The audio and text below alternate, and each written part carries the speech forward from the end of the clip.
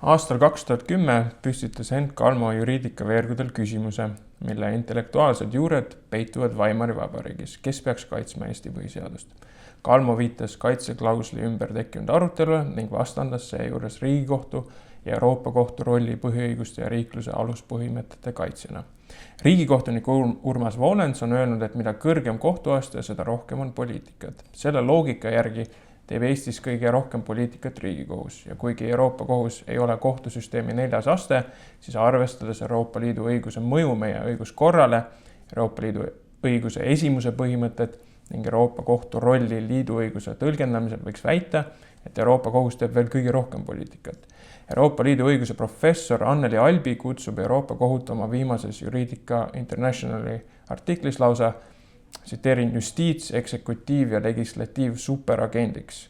Ma tsiteerin siin Albit, see on selline põimlause tihe mõte, aga loodetavasti mu tõlkes jõuab see mõte kohale, et klassikalise Euroopa konstitutsionalismi vaatepunktist, kus kohtute rolliks on kohaldada õigust, tõkestada riigivõimu ja kaitsta põhiõigusi riigi võimukasutuste eest, osana võimude lahususest ja eesmärgiga tagada üksikisiku vabadus, tundub Euroopa Kohtu roll mingisuguse superagendina, siis kombineerides rolle Euroopa integratsiooni mootorist, õigusemõistjast, seadusandjast, seaduse jõustajast ja kopsakate trahvide rakendajast. See tundub õigupoolest üsna düstoopialik.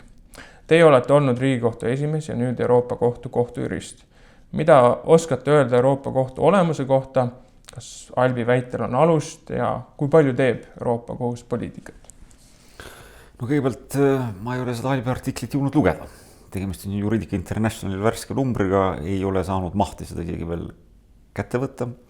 Ja seetõttu ma ei ole kursis ka nende väidetega ja veelgi enam peaks siis vaatama nende põhjenduste taha, mida ta oma väidete põhjenduseks esitab. Aga laias laastus võiks ju öelda ühte tuntud teoreetikut parafraseerides, et õigus on poliitika pikendus. Poliitika jätkamine teiste vahenditega.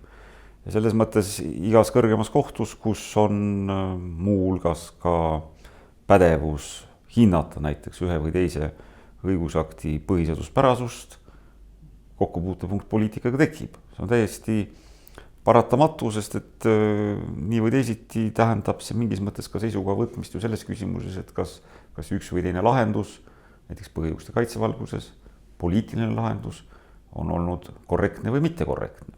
Ja kui me vaatame seda ju ka Eesti lähimineviku kontekstis, siis me näeme ju tihtipeale, et kõrgemat kohut kritiseeritakse seetõttu, et ta leidetakse ette poliitikasse sekkumist.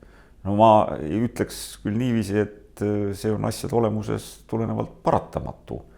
Mitte küll poliitikasse sekkumine, selle sõna nii-öelda argikäibes, aga see, et eriti konstitutsioonikohtu otsustel on teatud selline, ütleme niiviisi siis õiguspoliitiline mõõde. Ja seesama kehtib ka Euroopa Liidu kohtu kohta. Ehk teisisõnu, ega Euroopa Liidu kohus ei erine siin oma rollilt suuresti kõrgematest kohtutest liikmesriikides. Aga juurde tulevad veel muidugi täiendavad dimensioonid. See on Euroopa Liidu selline eriline ülesehitus, väga suur liikmesriikide arv, selleks, et mingisuguseid otsuseid teha, sealhulgas ka seadusandlust kehtestada on ju tarvis liikmesriikide seas jõuda konsensusele, see kõik on ülimalt keeruline. Ja nii nagu me teame, mida raskem on mingit seadust või õigusakti muuta, seda suurem on kohtu roll. Ehk me võime isegi öelda, et mida raskem on muuta näiteks seadus, seda suurem on kohtuvõim selle tõlgendamisel. Sest sellisel juhul sa ei saa minna seda üksikut küsimust või probleemi, mis on õiguse kohaldamisel tekkinud ju lahendama seadusandluse muutmise kaudu, sest see on liiga kättesaamatu, aga teistpidi kohtu ees olev konkreetne kaasus vajab lahendamist. Ei saa ju seda lahendamata.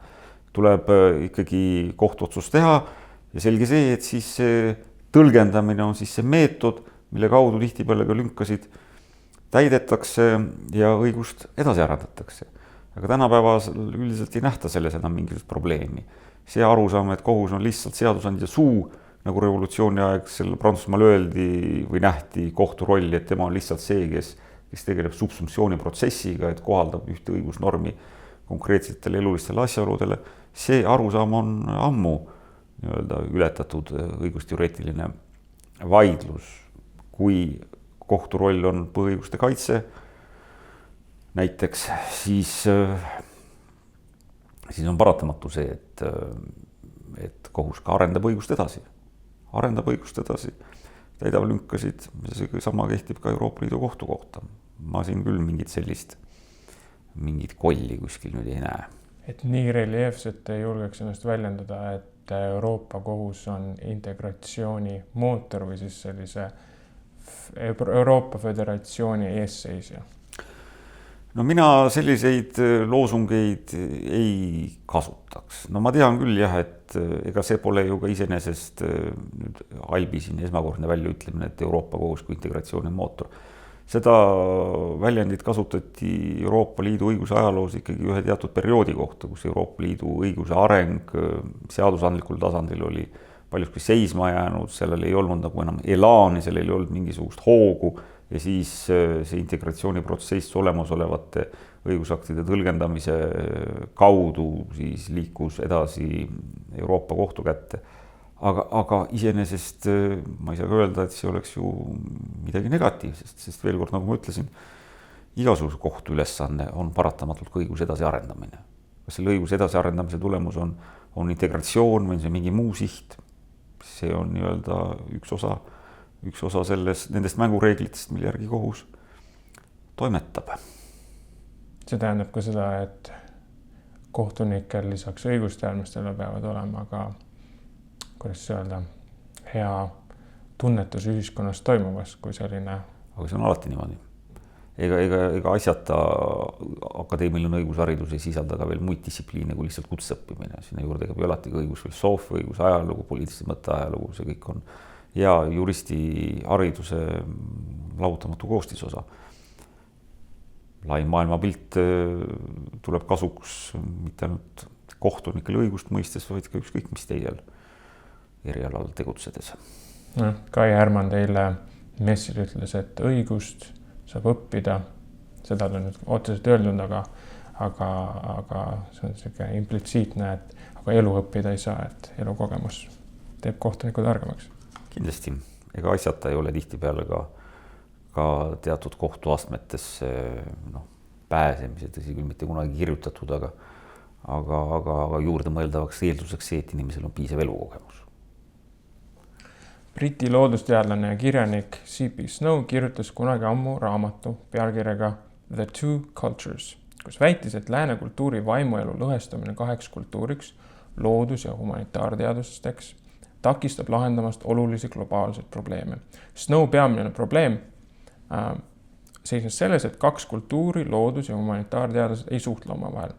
Viimastel aastatel ma olen tajunud, et ka Eesti õigusteaduses on tekkinud julgeks hüpoteesi korras öelda, et 2 kultuuri, kes omavahel suhtlevad aina vähem. Et lõhesid Eesti õigusteaduses on mitmeid, Tartu versus Tallinn, Tartu Ülikool versus Tallinna Ülikool, põhiseadus.ee versus riigiõigus.põhiseadus.ee. Kui varem tundus, et lõhe oli kõige selgemalt tunda riigiõiguses, siis nüüd tundub, et halduskaristuste temaatika on ka karistusõiguslased 2 leeri löönud. Lugedes meediakajastusi ja erinevate institutsioonide vastuseid asjakohastele eelnõudele, tundub mulle, et tekkinud on 1 leer, kuhu kuuluvad õiguskantsler, advokatuur ja mingi osa Tartu Ülikooli õigusteadlastest. Teist leeri seevastu esindavad järelevalveasutused, Finantsinspektsioon, Konkurentsiamet ning ametnikkond. Pakun siis hüpoteesi korras välja, et need 2 leeri esindavad 2 erisugust õiguskultuuri. Kui ühe õiguskultuuri keskmes on üksikisik, siis teise õiguskultuuri keskmes on turg kui süsteem. Turusüsteemis eksisteerivad küll isikud, kuid need pole üksikisikud kui inimväärikuse kandjad, vaid üksikisikud kui turusubjektid, kes väärtustavad eelkõige turusüsteemi tõhusust. Kui esimene õiguskultuur on partikulaarne, lähtudes arusaamast, et õigus on rahvuslik distsipliin, nagu te ise olete kunagi öelnud, siis teine õiguskultuur on olemuselt universaalne ja piiriülene, nagu tänapäeva turgudele omane. Kuidas teile tundub, kas Eesti õigusteadlaskond on Euroopa Liidu õigust puudutavas küsimustes lõhestunud ja mida te arvate sest hüpoteesis, et 2 vaenuleeri esindavad erinevaid õiguskultuure? No kõigepealt ma kindlasti kasutaks sõna vaenuleer. Ma alustaks sellest, et õigusteadus on juba olemuselt diskursiivne teadus. õigusteadus tekibki ikkagi mõttevahetuse käigus, on erinevad õiguslikud seisukohad, need vastandatakse üksteisele, tekib mingisugune lahendus, mingisugune kolmas seisukoht, see on õigusteadusele täiesti omane. Õigusteaduses ei ole mingisuguseid valmis toodetud arusaamu, see kõik tekibki mõttevahetuse käigus ja see, mida kauem see mõttevahetus kestab, seda rohkem on õigust alust pidada arenenuks. Et see näide, mis nüüd puudutab seda konkurentsiseadust, minu meelest on sellesama asja üks näide selle kohta. Midagi imelikku siin ei ole, ega neid selliseid seinast seina vaateid on ju Eesti õigusloomes ka varem esinenud, see pole mitte midagi enneolematut. Aga ma kindlasti ei saa olla nõus nüüd sellega, et ühel pool on siis nüüd üksikisik ja teisel pool turg. No see on ikka natuke liialdus, sest kui me mõtleme ikkagi, mis on konkurentsiõiguse eesmärk, siis konkurentsiõiguse eesmärk on ikkagi tagada turul konkurents ja seeläbi mõistlik hind igale inimesele. Öelda, et konkurentsiõigus vaatab inimesest mööda, see on ju täiesti väär. Seesama ongi ju eesmärk. Ehk ilma konkurentsita oleks meil ju oluliselt kõrgem hinnatase, oluliselt rohkem kontsentreerunud turg ja vähem võimalusi hinda allapoole tuua, nii et ma siin seda vastandust küll absoluutselt ei näe. Nii et ma ütleks, et midagi enneolematut selles olukorras, selles vaidluses või eelnõu üle küll ei ole. See käib nii-öelda õigusloome protsessiga paratamatult kaasas. Vaatame näiteks seda, mis toimub siin vihakõne kriminaliseerimisel, mis mõttes see siin erineb. Täpselt samasugune situatsioon. Vaatame seda, mis puudutab seda vilepuhujate eelnõu nii-öelda ülevõtmist, täpselt samasugune situatsioon. Me näeme, et teatud sellised või siis samasoolised abielu või seda loetelu võiks pikalt jätkata. Me näeme, et sellised arutelu teemad mingite eelnõude puhul, mis ühiskonda rohkem mõjutavad, paratamatult tekib, aga selleks ongi parlament. Parlamendi nimetuses on ju sõna rääkima. Et see käib igasuguse parlamendi diskussiooni juurde, pigem häiriks see, kui diskussiooni ei ole. See oleks kahtlane. See oleks tõepoolest juba imelik, aga et see, et sellised asjad inimeste meeli erutavad, sealhulgas ka juriste kutsuvad üles vaidlema, minu meelest on see protsessi lahutamatu ja paratamatu osa. Ma olen võib-olla lihtsalt silma jäänud selle debati kirglikkus, et ma olen viibinud erinevates auditooriumites, kus ühel pool on siis inimesed, kes ütlevad, et teine pool on tagurlik ja teisel pool on siis inimesed, kes ütlevad, et teisel pool puuduvad igasugused põhimõtted ja on valmis ükskõik millega. Pigem rohkem debatis osalejate kohta. See ei räägi niivõrd selle debati vajalikkuse sisu kohta. Igaühe sõnavõtul sealt tema endast lõputustus. Selge. Jah, konkurents on, ma ütleks, et majanduse selline pumpav süda ja selles mõttes on nagu huvitav vaadata, et siin kuidas Konkurentsiamet ei anna üldse võrrelda näiteks, ma räägin siin sellest võimest kaasa rääkida nagu regulatiivkeskkonna kujundamisel ja akadeemilises diskursuses osalemisel. Näiteks kui vaadata konkurentsialaseid õigusteaduslikke artikleid, siis need tulevad peamiselt advokaadibüroode partneritelt ja suurettevõtete juristidelt, ei tule Konkurentsiametist. Eile messil Konkurentsiametit kohal ei olnud, Finantsinspektsioon oli kohal isegi oma juhiga. Et selline nagu veider tunne jääb, et iseenesest konkurents on nagu väga oluline majandusele, see on ka Euroopa Liidu selline alustala, sealt see sai kõik alguse. Aga samas ametina ja vaadates ka seda turgu nagu tekib selline tunne, et seda ei jõustata nii nagu võiks. Kuidas teil tunne on? No ütleme niimoodi, et kindlasti on selles valdkonnas arenguruumi. Ma kindlasti ei tahaks siin võtta seisukohta selle kohta, et kas ja mil määral Eesti Konkurentsiamet on oma ülesannete kõrgusel või mitte. Ma arvan, et see ei ole minu hinnata, aga laias laastus selle sama eelnõu eesmärk millest meil see jutt alguse sai, selle eelnõu eesmärk ongi ju konkurentsiasutuste võimekust tõsta. Kas või seeläbi, et üleliiduliselt ikkagi ühtlustatakse teatud siseriiklikud konkurentsiametite pädevused, sealhulgas nende trahvimise pädevus, need reeglid, kus nad trahvimiseni saavad jõuda. Et senine kogemus on ju selgelt näidanud, et kui need reeglid liikmesriikidi on väga erinevad, näiteks ühes riigis tehakse seal kriminaalmenetlust, teises riigis haldusmenetlust, siis kokkuvõttes on tulemuseks mingisugune kakofoonia, mis ei võimalda selles ühtses Euroopa Liidu toimimise ruumis konkurentsi õigust ühetaoliselt jõustada. Nii et see eelnõu iseenesest on ikkagi samm õiges suunas selleks, et ka Eesti konkurentsiamet saaks senisest veelgi paremini oma ülesandeid täita, nii et no nii on. Õigus mõistab kohus, põhiseadus, paragrahv 146, kui ma õigesti mäletan, et tsiviilkohtumenetluse seadustikus kommentaarides siis Villu Kõve kirjutas sellest niimoodi, et koos Inga Järveküljega, et seda põhimõtet, seda ilusat lihtsalt põhimõtet on nagu hakatud lahustama.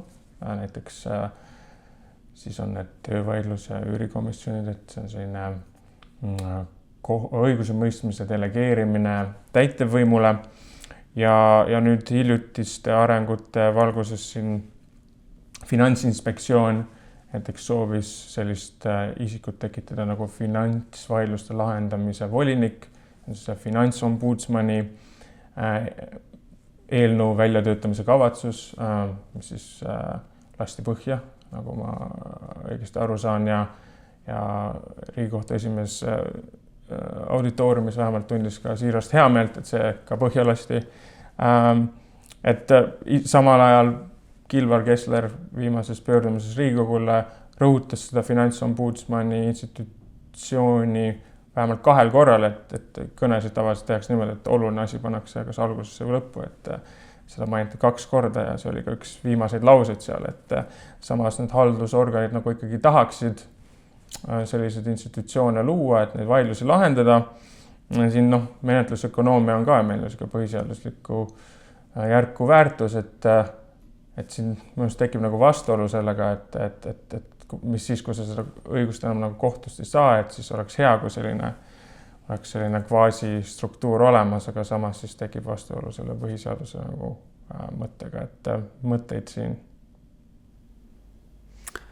No meie põhiseaduse tõlgenduse selline valitsev arusaam on ju olnud selle paragrahviga seoses see, et põhiseadus ei keela õiguse mõistmise volitust üle anda ka haldusorganile tingimusel, et selle haldusorgani otsuse peale saab ikkagi lõppastmes kohtusse välja kaevata. Ehk kohtukaebeõigus peab jääma, aga kui see on tagatud, siis ei ole põhiseaduslikku takistust. Sest et nii nagu te isegi ütlesite, on ju ka veel teisi õigusväärtusi, muuhulgas ka ikkagi seesama menetlusökonoomia, kohtusse pöörduja õigus saada oma asjas lahend võimalikult kiiresti ja ega need kohtuvälised õiguse mõistmise organid ongi ju suuresti tekkinud ikkagi sellest, et kohtukoormust vähendada. See on see asja mõte, kohtukoormust vähendada, võimaldada mingisuguseid asju lahendada juba enne kohut, eelduslikult siis kiiremalt, odavamalt ja pooltele lihtsamini kättesaadavalt. Et see on see iva. Ehk teisisõnu, kui need kohtuvälised vaidluse lahendamise organid ära kaotada, siis on selge, et kohturessurssi tuleks vastavalt suurendada. Kui me tahame öelda, et kõik need asjad edaspidi peavad algama kohtust, siis tuleb kohtule tõenäoliselt nii kohtunikke kui ka teisi materiaalseid võimalusi kohtusüsteemil juurde anda, sest see koormuse kasv oleks ikkagi märkimisväärne, eriti siis, kui me mõtleme näiteks ju väärteomenetluse peale, kus kohtuväline menetleja ongi reeglina esimene karistusotsuse tegija. Kui me seda ära mõtleme, siis on selge, et kriminaalkohtute koormus kasvaks kordades. Nii et eks siin muidugi nagu igas teiseski valdkonnas mingisugune tasakaal tuleb leida. Nendega ei saa minna liiale, ehk neid ei maksa teha seal, kus nad ei ole põhjendatud, aga seal, kus ikkagi asjade selline ühetaolisuse suur mass õigustab taolist lahendust, mina neid ilmtingimata hukka ei mõistaks. Nii et ma ütleks, et võib-olla üldistamine siinkohal pole õige, eks igale valdkonnal tuleb eraldi läheneda ja siis vaadata, kas ja kuivõrd nad ennast seal õigustavad. No kindlasti ei õigusta ennast juhul, kui tuleb välja, et absoluutselt kõik kohtuvälise organi otsused vaidlustatakse kohtus, mis ta kaotab igasuguse mõtte. Et kui see süsteem on kuskil niimoodi kiiva läinud, siis tuleb mõelda, mis tema siis parendamiseks teha. Aga üldiselt ma siin küll mingit teemonit ei näe. Isegi mitte selles sõltumatuse küsimuses, et kuidas neid organeid hoida nendest haldusorganitest eraldi, et see isik, kes õigust mõistab, oleks võrdväärne kohtunikuga. Eks seal tuleb mõelda, kuidas need lahendused siis välja töötada. Muidugi ta peab olema sõltumatu. Samamoodi see politseiametnik, kes trahvib, ütleme, mõnda liikluseeskirja rikkujat peab ka ikkagi andma aru, et see otsus tuleb teha tal ikkagi sõltumatust silmas pidades. Aga no neid teid on ju siin erinevaid, nagu erinevate apellatsiooni osakondade või kodade loomine haldusasutuste juures või veel mõned muud. Aga öelda, et ka selles Eesti lahenduses oleks midagi täiesti enneolematut ju ei saa. Ka Euroopa Liidu süsteemis väga mitmed haldusasutused, kes teevad otsuse, on ka selle otsuse peale esitatud kaebus esmaseks lahendajaks. Just nimelt ikka selle sama mõttega, et ühelt poolt hoides asi spetsialistide käes ja teiselt poolt lahendada ta võimalikult kiiresti ja odavalt kaebaja jaoks ja siis, kui kaebaja sellega rahul ei ole, saab ta pöörduda edasi kohtusse. Nii et Eesti lahendus ei ole siin selles osas küll absoluutselt mitte midagi enneolematut ja minu arusaamas ei ole ka Eesti põhiseadus midagi sellist, mida kuskil mujal poleks olemas, et lugeda meie põhiseadus selliselt, et meil neid ei tohi olla, mina ei suuda. Ja ka Riigikohtu põhiseaduslikus järelevalve praktika on ju seda sama kinnitanud, et iseenesest ei ole siin probleemi, kui teatud tingimusi täidetakse. Haldusriik ei maksa karta. Mis tähendab haldusriik? Ega igat mõistet saab demoniseerida. Ma arvan, et selle koha peal teda küll karta ei maksa.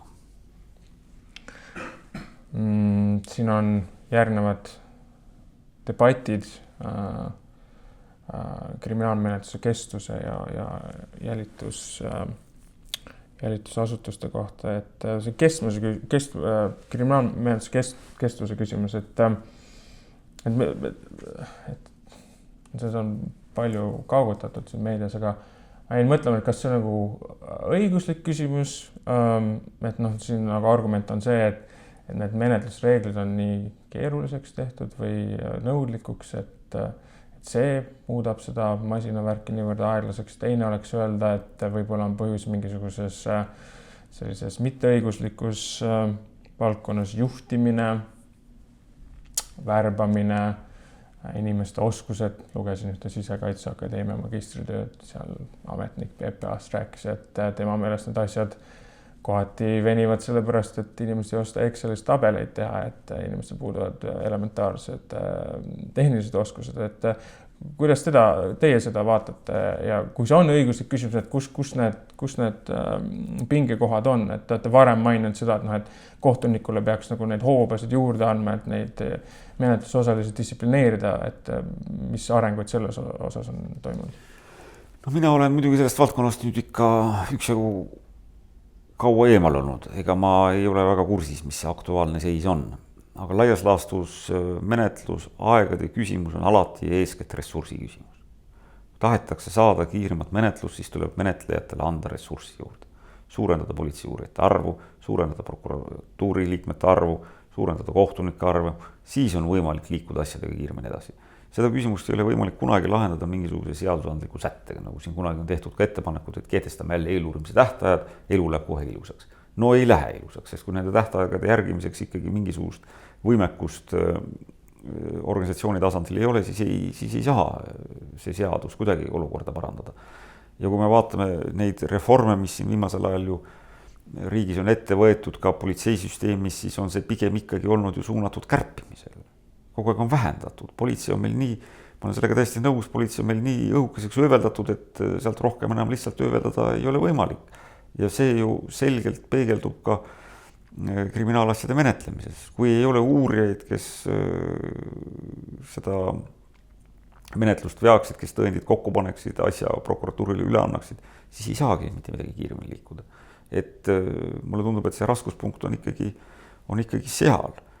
Ja noh, ta ei ole niivõrd, noh, ta on selles mõttes õiguspoliitiline küsimus muidugi, et kriminaalpoliitika teostamine on kindlasti ka see küsimus, kui kiiresti meil kriminaalmenetlus toimib, aga laias laastus on ta ikkagi eeskätt esmajoones ressursi probleem.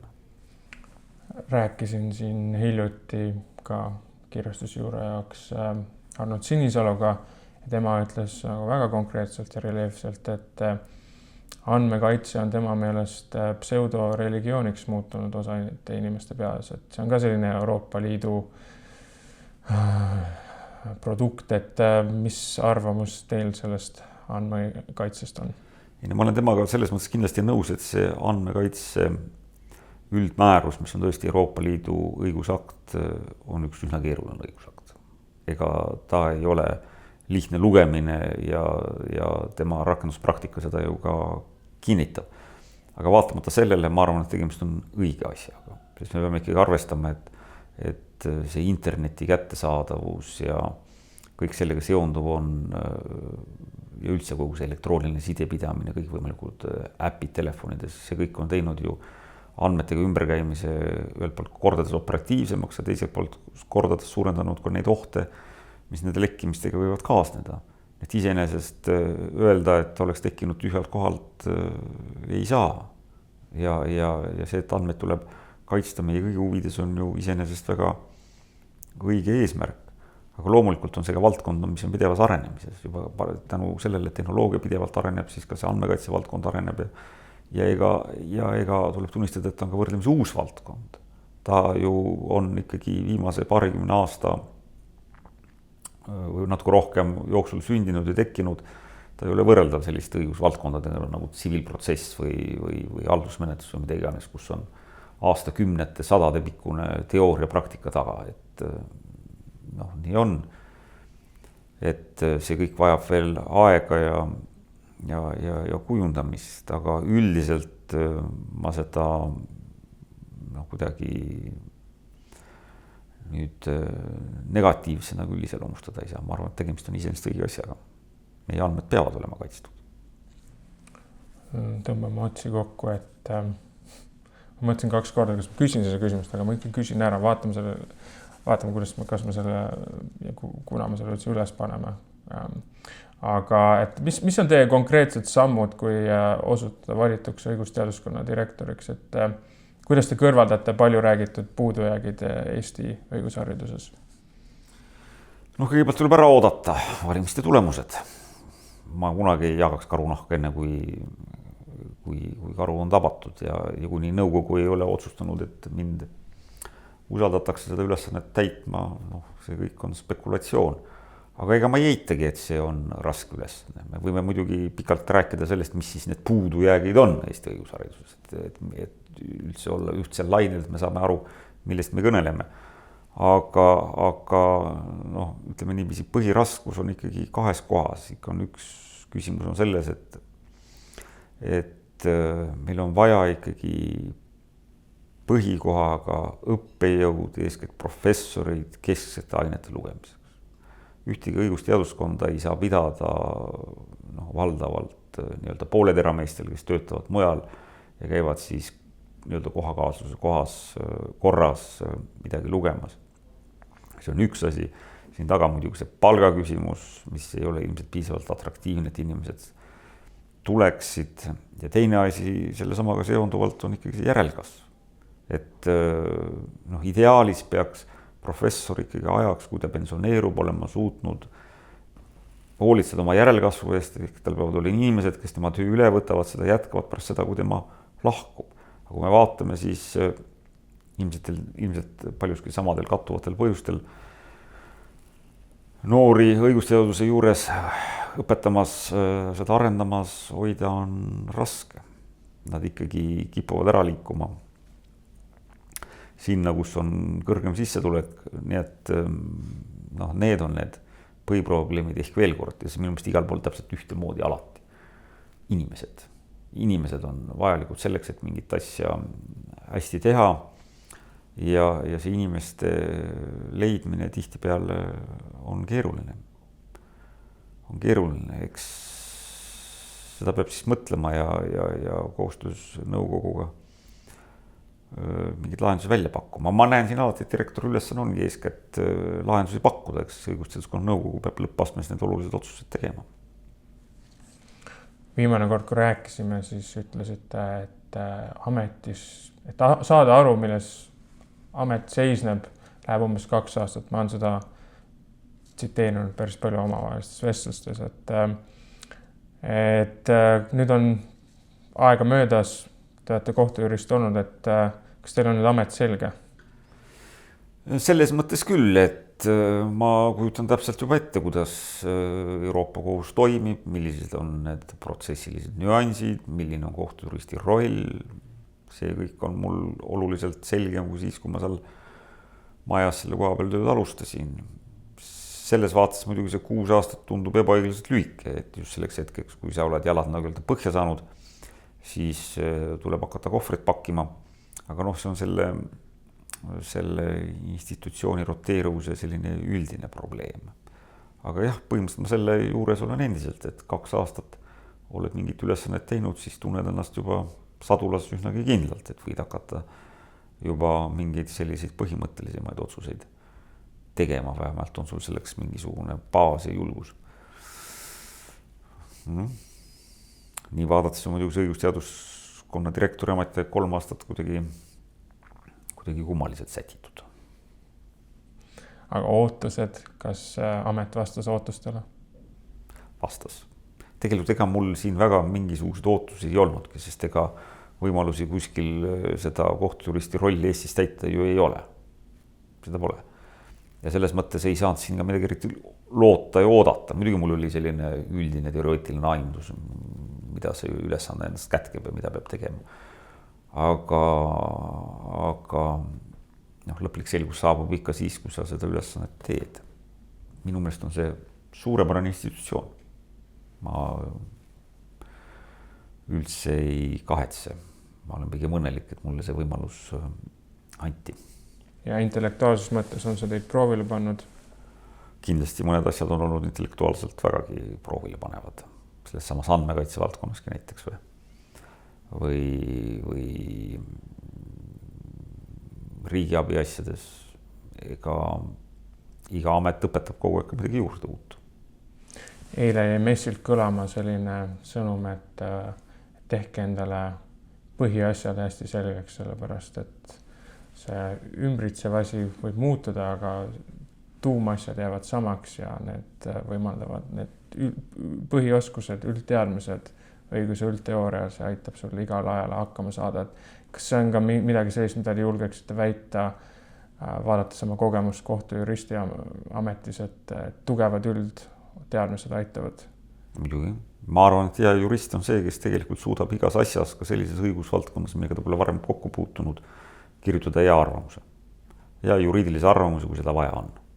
Ja kui vaja, siis selle valdkonna spetsiifikaga tutvudes muidugi see üks asi, aga teine asi, see, mis seal taustal on, ikkagi see argumenteerimise oskus, see, kuidas mingit analüüsistruktuuri üles ehitada, kuidas põhjendusi esitada, see kõik kuulub sellisesse, ütleme niiviisi siis juriidilisse raudvarasse, mis sul peab alati olemas olema. Ja kui sul see olemas on, siis sa suudad tõenäoliselt toimetada kõikides õigusvaldkondades ka siis, kui sa nendega esimest korda kokku puutud. Mingisuguse teatud tutvumise aja põhitõdede selgeks tegemise järel oled sa suuteline selles õigusküsimuses mingi seisukoha avaldama, nii et see oleks argumenteeritud ja põhjendatud. Nii et see kindlasti on üks osa nendest juristi kutseoskustest, mis peab alati kaasas olema. Viimane küsimus. Argumenteerimise, kirjutamise oskus. Üks vaade on see, et inimene õpib ülikoolis põhiasjad selgeks ja siis need oskused tulevad kuidagi praktiseerimise käigus. Teine vaade on see, et neid peab õpetama lisaks õigusainetele juba stuudiumi vältel. Kumba vaadet teie pooldate? Mina esindan ikka pigem seda vaadet, et õigusharidus peaks olema suunatud selles mõttes küll juristi praktilisele tööle. Et kui me küsime, mis see praktiline töö on, siis on see ju konkreetse kaasuse lahendamine. selles mõttes juristide ettevalmistus peaks käima nii nagu ka arstide ettevalmistus. Nad suudavad nende ette tuleva praktilise kaasuse ära lahendada niimoodi. See on üks asi. Aga teine asi muidugi on see, et ma ei ole kunagi arvanud, et vähemalt Tartu Ülikooli õigusteaduskond peaks andma mingisugust kutseharidust. See on see, millest me ka alguses rääkisime. Ma olen sügavalt seda usku, et õigusharidus peab olema akadeemiline, ehk see tähendab seda, et mitte ainult juriidilised teadmised, vaid ka selle juura ümber kaasnevad sellised üldteoreetilised, ütleme niimoodi, üldised teadmised, seesama õigusfilosoofia, õiguse ajalugu, poliitilise mõtte ajalugu, kõik see peab olema selles komplektis. See peaks olema see, nagu nüüd on moodne öelda, see tööriistakast, millega siis jurist õigusteaduskonnast lahkub. Aga me ei tohi ikkagi selle kõige kõrval jätta tähelepanuta seda, et jurist on ikkagi mingis mõttes praktilise töö tegija.